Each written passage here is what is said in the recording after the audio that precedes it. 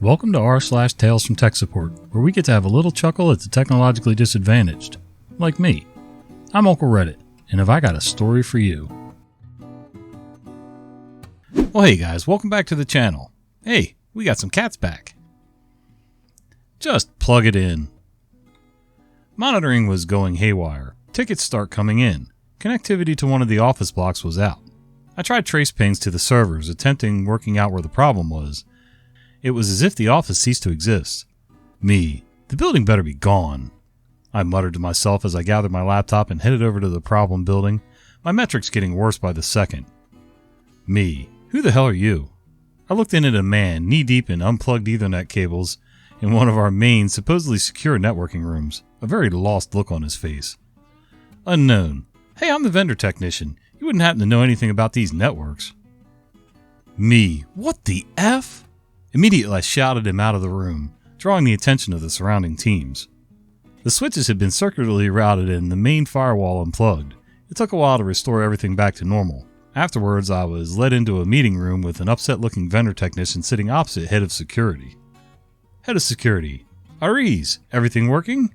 Me. Yeah, finally. What the hell were you doing? Who are you? I looked at the vendor technician who had his eyes down to the floor. Vendor technician. I was just trying to install our mugaphone. What the hell's a mugaphone? Me. How'd you get into the networking room? Vendor technician produced a key and slid it across the table. Me. Where'd you get this? Vendor technician. My boss gave it to me.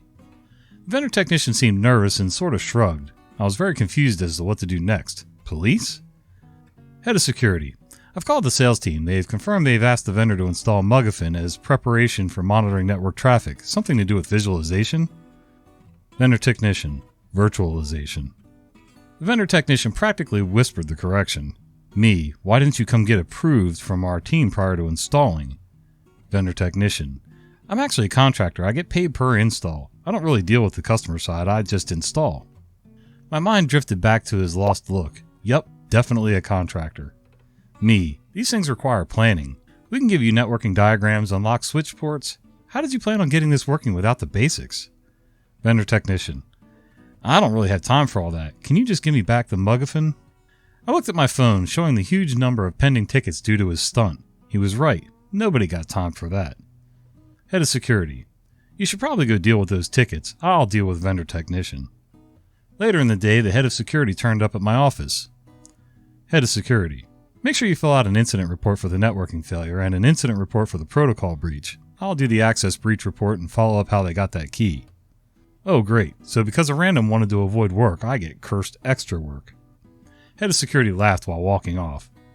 Maybe curse or maybe a blessing. Either way, it is job security. I started filling in the reports angrily. Curse. Definitely curse. Okay, I tried looking it up. I have no idea what the hell a mugaphone is. Can somebody help fill me in? Is this some movie term? Imaginary thing from Lord of the Rings or something? I mean, that's what it sounds like to me, but I have no idea what he's talking about.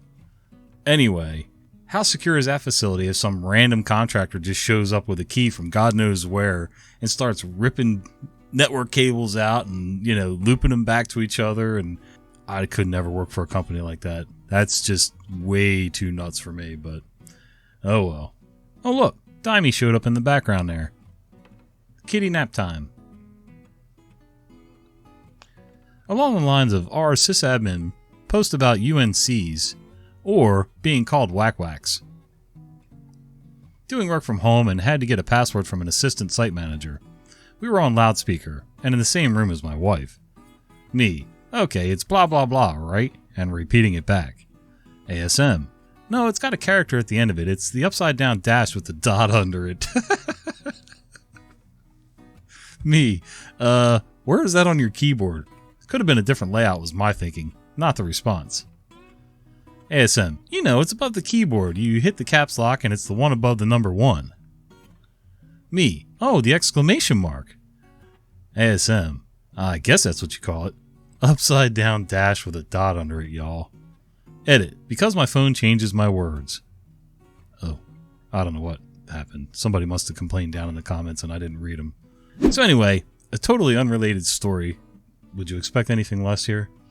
But when I was little, my dad and his brothers were all just kind of getting out of the service. My dad had been out for a while already. He never traveled overseas or anything, and this was during the Vietnam era. And all the brothers were coming home, and my grandfather had been sick for a while, and I think he was actually on his deathbed around this point. My grandfather's house needed a new roof, so all the boys got together and decided they were going to put a roof on this house.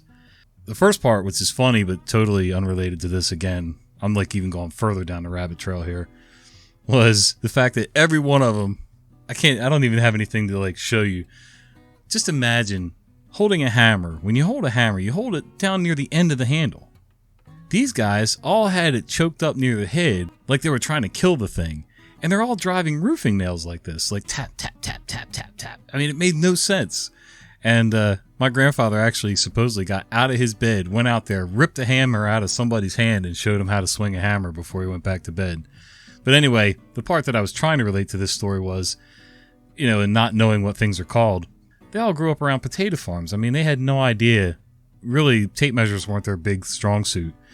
So one of them would be on the roof yelling down measurements to the guy on the ground cutting plywood where they needed to pat that in before putting the shingles on.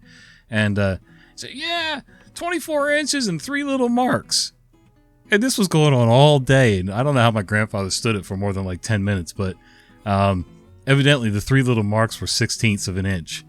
And he went out there again and explained to them all how to read a tape measure. But yeah, just 3 little marks. Anyway, told you it was only sort of related. My first experience with users always lie. I've been reading Tales from Tech Support long enough to know that users always lie, and I finally have my own story. I'm a QA lead, not technically tech support. Users create models using a piece of software, and I ensure that the model is generated correctly, etc. A user sends me an email telling me that the file they have to generate has been corrupted and is unrecoverable. They've gone through the complete file creation process not once, but twice, and it happened both times, costing them most of a day of work. I asked if there were any errors generated when he saved the file, and he assured me there were not. The file simply could not be opened once it was saved. He sends me the file, and it's about 148 kilobytes, whereas a complete file is generally over 1 megabyte. So I gather up all the information he's given me, including the fact that there were no error messages generated on saving, and send it up the chain to the developers to let them know something screwy is going on. In a completely unrelated incident, I notice a weird bug and forward it as well. The developers respond saying it's documented and send a list of known issues of the software, which I have never seen before. Thanks, guys. And in that list is a particularly uncommon configuration that causes fatal errors and corrupts the file. Luckily for us, the process generates not 1 but 2 error messages that have to be clicked through, indicating that the file will be corrupted, and then asks if you really want to save the file. As I'm sure you will have guessed, this is exactly what happened to this user. Twice. That's 4 error messages preventing him from moving on until he clicked through them, and 2 separate times he could have chosen not to save the file. Even after that, changing the config and resaving would have fixed the file if he hadn't closed it out. Honestly, there's no chance we could have figured out what he was doing wrong without him creating the file a 3rd time and then watching him save it, since he refuses to read the error messages, and then claims they don't exist. I think most of these users are just deliberately obtuse. They're so afraid of, I don't know, I guess they figure they're going to look stupid if they say, yeah, there was an error, but I don't remember what it was, or, if they admit to just ignoring it. I mean, you're better off. Like, what's the error? In fact, if I get an error, I may click it still, I don't know, thinking that it's going to be okay, but, I don't know. I'm not sure, I don't know how you do it twice. It's just amazing. Not to mention the fact, how are these engineers and developers allowing this to continue happening? Like, why are you still allowing these guys to do projects if everything's so screwed up? Like, somebody should be on top of that. Am I wrong? Help! I broke Yahoo! This story goes back a little over 10 years ago when I was in college and involves me helping my mom with an issue. It's a day that I don't have any classes, so like any normal college student, I was sleeping in until the crack of noon. Around 8:30 a.m. rolls around and I'm awoken by my mom frantically rushing into my bedroom in complete hysterics. I mean complete hysterics. Mom, help me, broke Yahoo! Me trying to wake up. Huh? Mom, it's terrible, I was trying to read my email but the computer says I broke it. Me, if you really broke Yahoo, you don't need me, you need a lawyer. I crawl out of bed to the computer to see what's going on. Computer screen. Invalid username or password. Me, you typed your password in wrong. Mom, I never have to type in my password. I don't even know what it is. I broke it for good, didn't I? Can you log into my Yahoo for me? Me, performing a magic spell known as password reset. I saved the new password into Password Manager. Your new password is password. I saved it in the computer in case you forget it. Mom, oh my God, you fixed it. What was wrong? Me, you forgot your password and then panicked. You didn't break anything. Mom, you better not tell your friends about this. Me, no promises. As we read this on Reddit. I swear I won't tell her. Just before I clicked record on this video.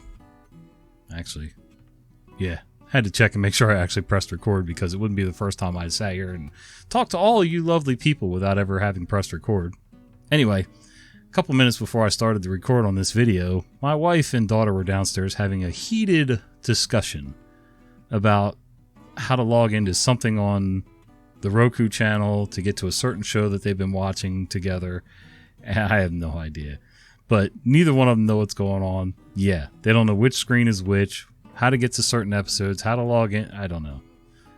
But the good news is it's been quiet through this video, so they must have got it figured out and they're enjoying their show now. Gotta love the panic, though. Click OK to continue. The post from about an hour ago, RE, users always lie, made me remember this one. Didn't happen directly to me, but happened to a buddy of mine who owned a small PC shop in my town. I was hanging out in the shop when this happened. This is back in the 90s when CD-ROMs were fairly new.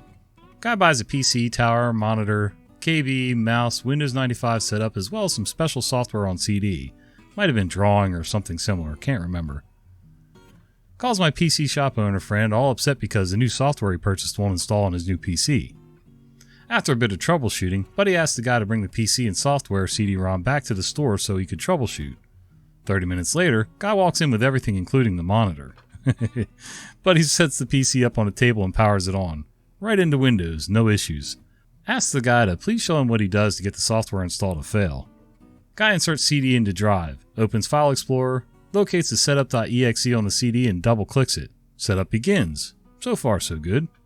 Gets through a bit of the install wizard, clicking next a few times, then gets to a screen that says something like, software is ready to install, click OK to continue. And there's a box with OK and cancel buttons. The guy clicks cancel. See, it just stops and won't install.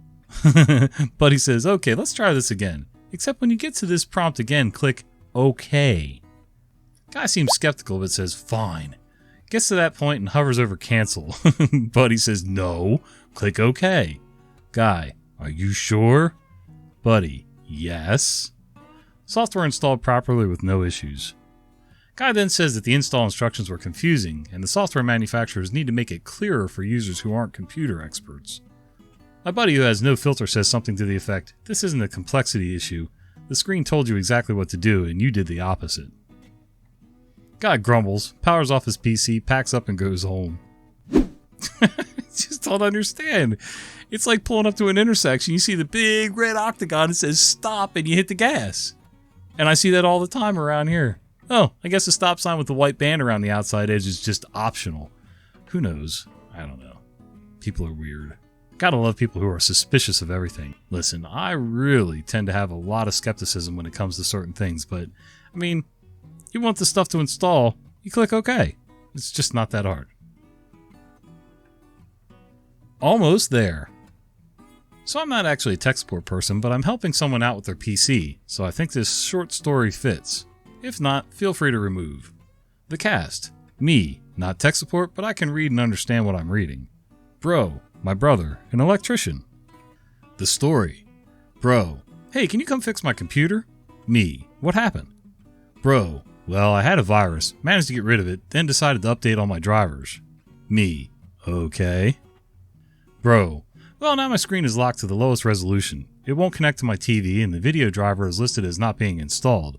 I went to the manufacturer's website and it says my video card is no longer supported and not to use their auto update tool, which is what I used before reading about not using it. Me, okay, well let's take a quick look. I walk over to his computer.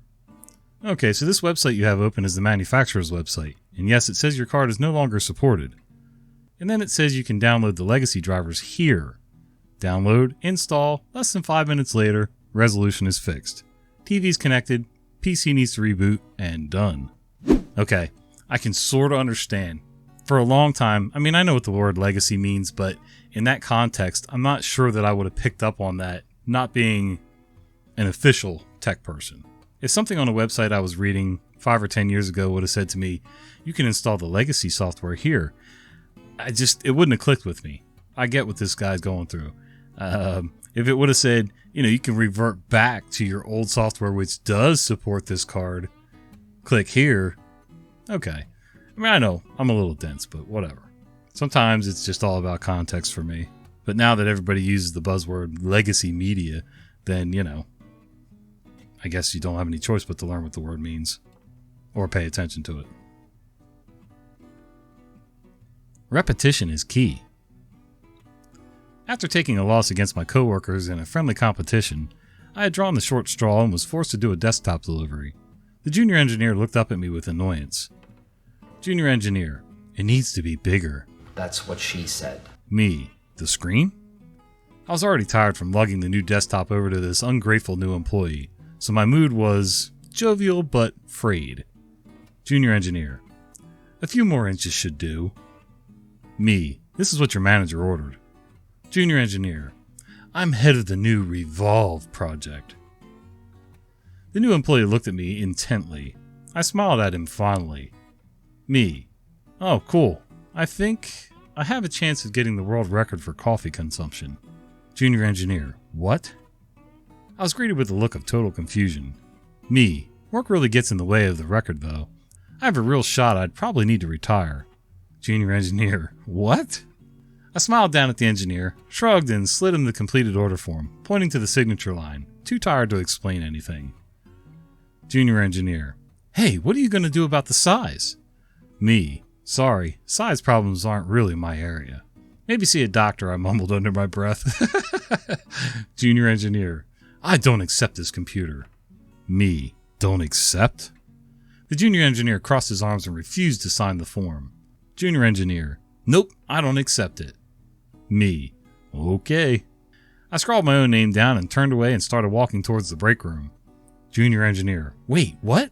Did you just forge my signature? Where are you going? Me, I'm gonna go practice. Gotta get the reps up. I'm not sure where the whole coffee world record thing came into play, but I could just picture this, prima donna engineer sitting there, it's not big enough. Oh, that's kind of a you problem. Your boss said this, so this is what you get. Well, hey guys, hope you enjoyed these stories, and if you did, do me a favor, please. Would you consider clicking that like button down there? And if you didn't enjoy the stories, of course, you're always free to click the dislike button. Oh yeah, and don't forget to click that bell icon so you don't miss the fat guy with the beard telling you stories. See ya!